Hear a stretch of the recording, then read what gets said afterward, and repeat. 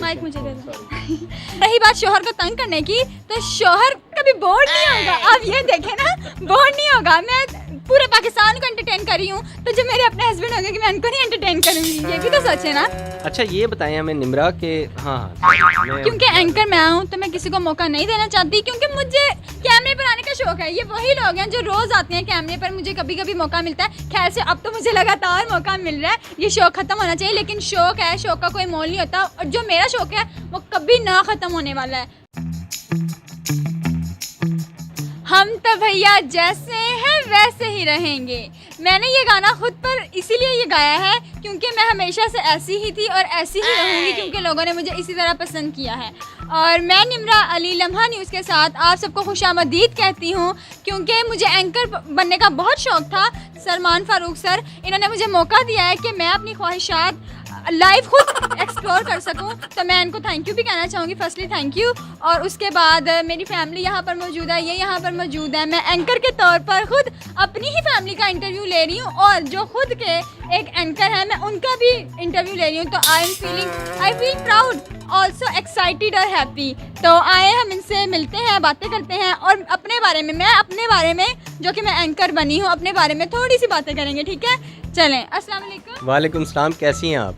मैं बिल्कुल ठीक हूँ, आप कैसे हैं? मैं बिल्कुल ठीक हूँ। मेरा ख्याल है जिस तरह आपने मुझसे माइक छीना है, आप क्लास में भी किसी को बोलने नहीं देती होंगी। जी, मुझे शौक है कि मैं एंकर बनूं, तो अगर ज़्यादा से ज़्यादा लोगों तक ये पहुंचा सकूं कि मुझे एंकरिंग आती है, मेरे में टैलेंट है, तो और क्या अच्छा होगा। मैं क्लास में, ये बात इन्होंने बिल्कुल 100% ठीक कही है कि मैं क्लास में भी किसी को बोलने नहीं देती थी, और ना ही मेरे आगे कोई बोल सकता है। मेरी टीचर थी ना, मैं उनके आगे भी ऐसे बोल पड़ती थी। टीचर कहती नहीं, मैं चुप करके मेरी बात में कहती, टीचर मुझे बोलने का मौका तो दे। मिस मुझे बोलने का मौका देती थी। मेरी क्लास में मैं इतना शोर करती थी कि मेरी मिस मुझे तंग आकर, मेरी मिस मुझे खुद खड़ा कर देती थी कि इमरा आके बच्चों को चुप कराओ, क्योंकि तुमने तो चुप करना नहीं है, वो हमारे बस में नहीं है कि हम तुम्हें चुप करवा लें, तो तुम खुद ही आके बच्चों को चुप करवा लो। तो मैं खुद ही बच्चों को चुप करवाती थी। अब मुझे इतना अच्छा फेम मिला है, मैं थैंक यू करना चाहूँगी। बार बार जितना शुक्र अदा करूँ उतना कम है, तो मैं इनसे भी बात करूँगी, अपनी फैमिली मेम्बर से भी बात करूँगी। इस वक्त मेरी बहन सहरिश अली भी मेरे साथ मौजूद हैं, और मेरी मामा भी मेरे साथ मौजूद हैं। आए इनसे भी इनके एहसास पूछते हैं। पहले मैं सलमान,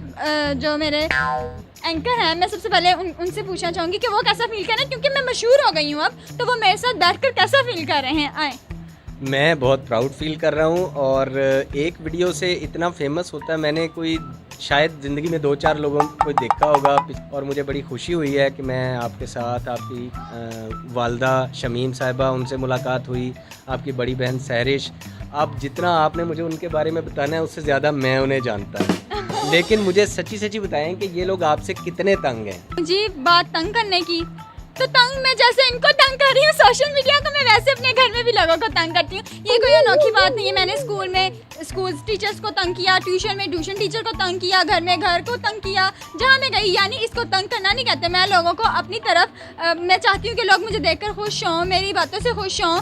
तो यही बात है कि लोग मुझसे खुश होते हैं, तो मैं चाहती हूँ कि मैं क्यों अपना नेचर चेंज करूँ। जब लोगों को मैं इस तरह पसंद हूँ, तो मैं इसी तरह अपने आप को आगे भी लेकर जाऊँ। तो इस बारे में आपका क्या ख्याल है? अच्छा, वैसे ऑन एयर मुझे आपकी एज बतानी तो नहीं चाहिए, लेकिन आप अभी 17 साल की हैं सिर्फ, और अगर 17 साल में आपके अंदर इतनी एनर्जी है, तो मैं सोचता हूँ कि 5-10 साल बाद ये एनर्जी कितनी होगी, और आपके जो फ्यूचर हस्बैंड होंगे वो बेचारे, उनके ऊपर आज ही मुझे तरस आ रहा है। तो कोई ऐसा तो नहीं, कोई पसंद तो नहीं है, कोई फैमिली में ऐसी कमिटमेंट तो नहीं है?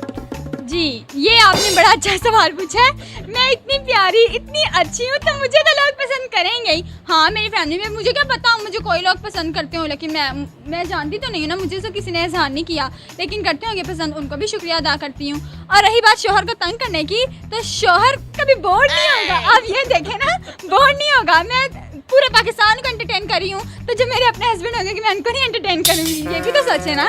बिल्कुल सही। लेकिन आप, मेरा ख्याल है जितना पैशन आपके अंदर है, जितना टाइम आपने टीवी पे गुजारना है ना, तो वो बेचारा तो राह ही तकता रहेगा आपकी। नहीं, आप दुआ करें ना कि मैं जैसे खुद ओपन माइंडेड हूँ, मैं यही ख्वाहिश भी करूँगी कि आगे मुझे मेरा जो हमसफर मिलेगा वो भी। मैं कैसी बातें कर रही हूँ, लेकिन कोई बात नहीं। मैं अपनी मामा से भी यही बात करती हूँ कि मामा जी मुझे ऐसा हस्बैंड मिले, ऐसा हो। मामा से कोई बात नहीं छुपाती, तो इसलिए हस्बैंड भी मिलेगा, जैसा भी मिलेगा। अब मुझे टीवी पर देख लेना मैं कैसी हूँ, तो फिर उनको पता चलेगा। मुझे ना वो जो ट्रे पकड़ के लड़कियां जाती हैं ना चाय के कप रख के, मुझे वो नहीं लेकर जानी पड़ेगी, क्योंकि सबको पहले से ही पता होगा कि निम्रा कैसी है।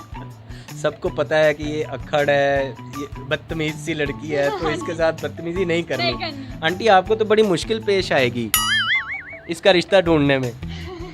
ये खुद ही ढूंढ लेगी रिश्ता। खुद ही ढूंढ, ये काम भी खुद ही कर लेगी।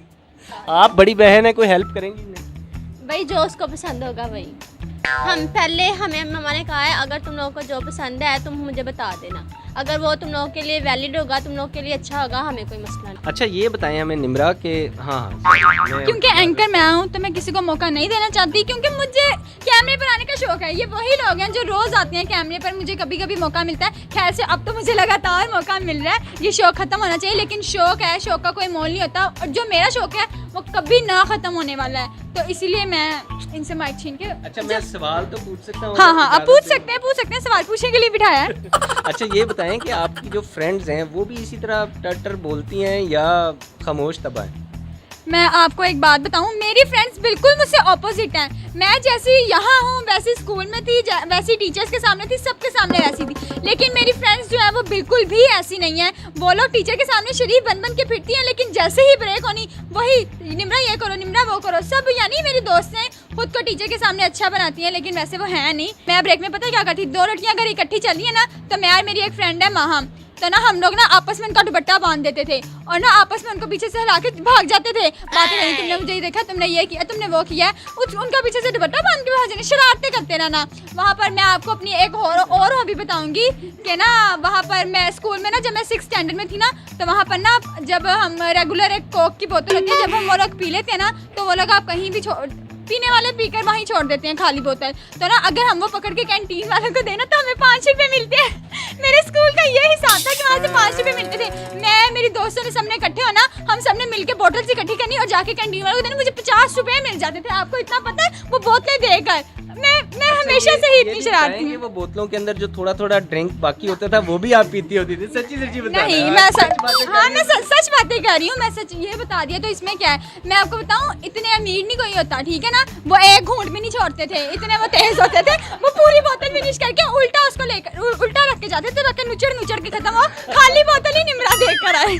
इत शौकिया नहीं मानी निम्रा, तुमने शौकिया नहीं मानी, तुम क्यों नहीं समझती, लेकिन निम्रा जैसी एनर्जी तो किसी में होती है। खैर किसी में नहीं, बस निम्रा अली में होती है। #निम्रा अली जिसने ट्रेंड चलाया है, देखें जरा, मैं सोशल मीडिया पे सबसे आगे जा रही हूँ, मेरी इस खुशी का भी कोई ठिकाना नहीं है। मेरी बात तो सुने, जब मैं पेपर दे देती थी ना, जहाँ मेरा पेपर गंदा होता था ना, मैं उसके नीचे लिख के आती थी ये थोड़ा सा गलत हो गया, प्लीज मुझे पास कर देना। लगता है वो ये देख कर मुझे पास कर देती थी। मैंने इंग्लिश का पेपर अच्छा दिया था, लेकिन उस दिन मैं नाश्ता करके गई थी, मेरी मामा ने मुझे ज़बरदस्ती नाश्ता करवा दिया कि नाश्ता करके जाओ। मैं नाश्ता करके चली गई और मुझे याद है कि मैं कितना रोई थी उस दिन पेपर में। मेरे मुताबिक कि मैं नाश्ता करके गई थी, इसलिए मेरा वो पेपर अच्छा नहीं हुआ। सब में मेरे मार्क्स अच्छे हैं, लेकिन इंग्लिश में 60 से सीधा 28 पर उन्होंने मुझे ले लिया, लेकिन कोई बात नहीं, यही लोगों को मंजूर था, तो इसीलिए 28 नंबर आ गया। उससे भी खुश हूँ कि एटलीस्ट मैं पास तो हो गई ना। मैं कुछ पूछ लूँ? हाँ जी। अच्छा निम्रा, अगर बिलफर्ज आप एंकर नहीं बनती तो क्या बनेंगी? एंकर ही मैंने बनना है, कोई और चीज़ का सवाल ही नहीं पैदा होता, क्योंकि मेरी ये अब की ख्वाहिश नहीं है, मेरी ये बहुत देर की ख्वाहिश है।